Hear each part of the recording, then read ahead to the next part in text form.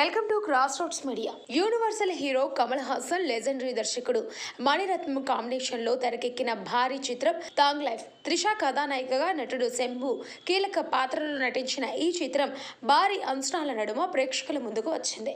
ఈ చిత్రంకి థియేటర్లలో మాత్రం ఆశించిన స్పందన రాకపోవడంతో మొదటి రోజు నుంచే ఫ్లాప్ టాక్ను ఎదుర్కొంది. దీంతో ఈ సినిమా త్వరగా ఓటీటీకి వస్తుందని వార్తలు గుప్పమన్నాయి. ఇప్పుడు అవి నిజమయ్యాయి. థగ్ లైఫ్ చిత్రాన్ని నెట్ఫ్లిక్స్లో ఓటీటీలో ముందుగానే విడుదల చేసింది.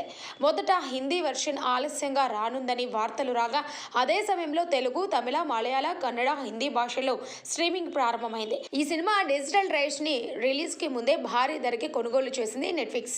సినిమాని థియేటర్స్ లో విడుదలైన 8 వారాలకి స్ట్రీమింగ్ చేసేలా డీల్ మాట్లాడుకున్నారు. కానీ ఇప్పుడు చిత్రానికి నెగిటివ్ టాక్ రావడంతో 4 వారాల్లోనే స్ట్రీమింగ్ చేస్తున్నారు. తమిళం, తెలుగు, కన్నడ, మలయాళం, హిందీ ఇలా అన్ని భాషలలో ఇప్పుడు థగ్ లైఫ్ చిత్రాన్ని స్ట్రీమింగ్ అవుతుంది.